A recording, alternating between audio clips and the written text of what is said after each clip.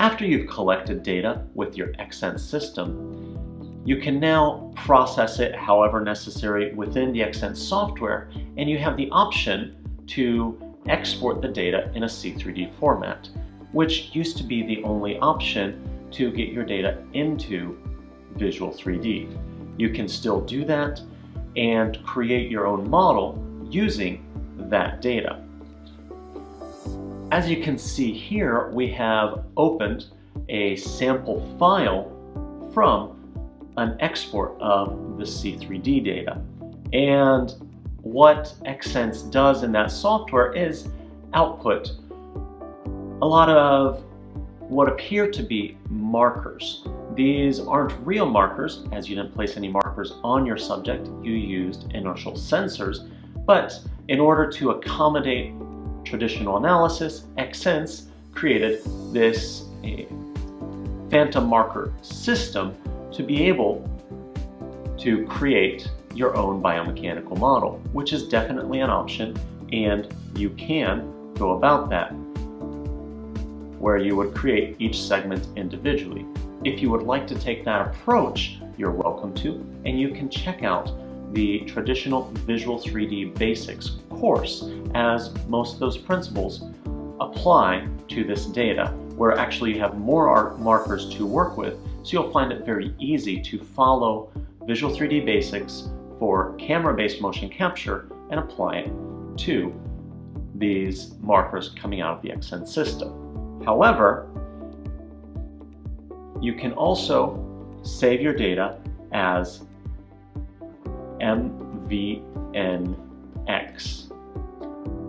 When you output your data in this format from the Xsens system, in Visual3D, there are ways for us to apply a biomechanical model generated within Visual3D to your data, so you don't even need to collect a static trial, and we just have to make sure that our anthropometric data is accurate.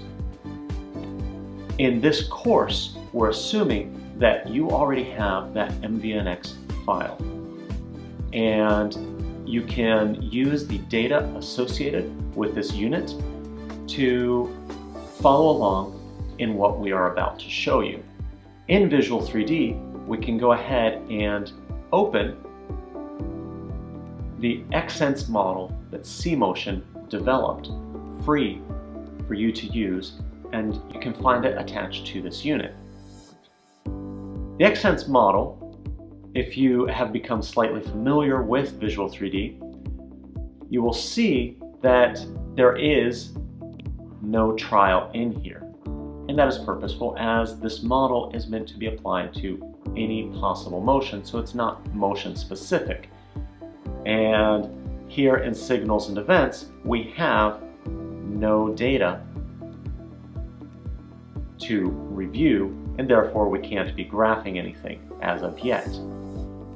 Once you have learned how this model works, you can follow along with Visual3D Basics, and you'll see how to manipulate any of this data as necessary for you. What this file does have is the actual biomechanical model that's already built. Now, this is a completely generic biomechanical model. It is not based on any one specific person, and in the next unit we will show you how to make it subject specific. But we wanted to take some time in this unit, first of all, to explain how Visual3D works and to explain what this model is all about. You see, you can just take this model and use it, which is fine. Our preference is never to just take a generic model or a model anybody made without knowing how it was made.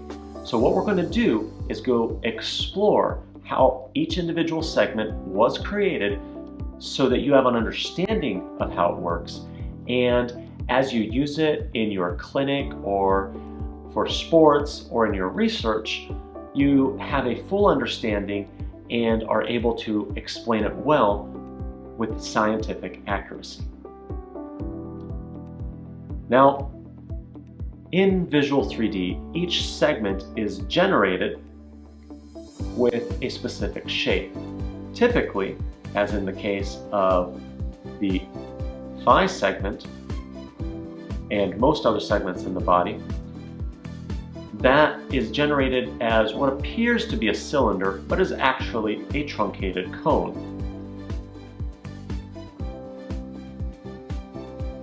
This truncated cone has two circles, one on each end.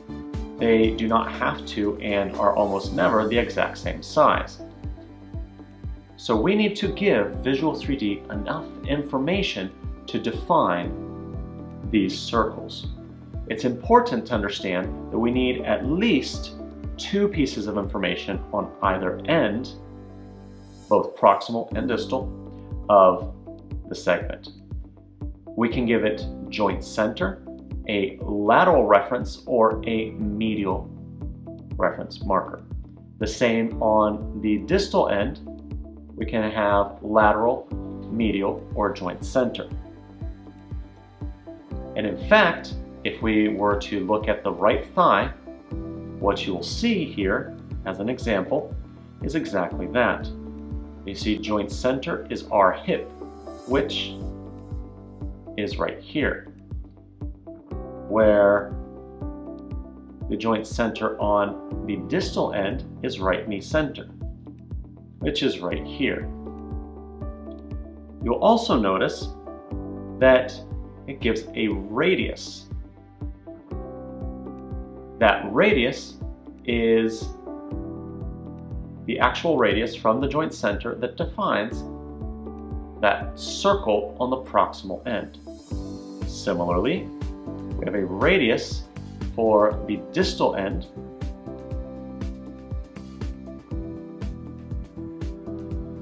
and this defines both the circle on the proximal and the distal end to define that truncated cone. In fact, this is enough information to completely create that cone. The one problem that arises with this specific approach is we've only used two markers. Now, if you remember back to your junior high or early high school geometry class, you'll remember that if you have a single point, you have an infinite number of lines that can pass through it. However, if you have 2 points, you have a single line. It fully defines that line, which in our case, that axis, that center axis of the segment, could be considered that line.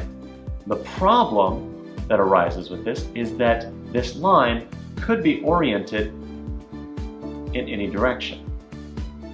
Actually, a line doesn't necessarily have an orientation, but a segment does. So, although we know the exact direction, we don't know if it's rotated internally or externally when speaking of the thigh. If we add a third point, this will allow us to completely define a plane when we're speaking from a geometrical standpoint. And having defined this plane, now we have no more questions about it. We know its position and orientation. Similarly, when defining a segment of the body, we need another point to define that segment. Typically, what we do in Visual 3D is simply use 3 markers to fully define that orientation. In the case of the thigh, if you've gone through Visual 3D Basics, you'll see we use that right hip joint center, and it comes through calculations. You can go see the unit for that. But along with that, we use the medial and lateral markers at the knee, which gives us 3 markers, and we have fully defined the thigh segment. In the case of this model, though, you see we have an extra target to define the orientation if needed, where the location is medial. So it's the medial direction, And what C-Motion has done is they defined it as using the left hip. Knowing that allows us to create a segment completely. Now, in the next chapter of this unit, we're going to explore more individual segments, but we wanted to use the right thigh as an example to explain the concepts of how Visual 3D defines individual segments. So continue on in the next chapter for more segment-specific information, but we hope that what you've learned is the general concept of how to define a segment in Visual 3D.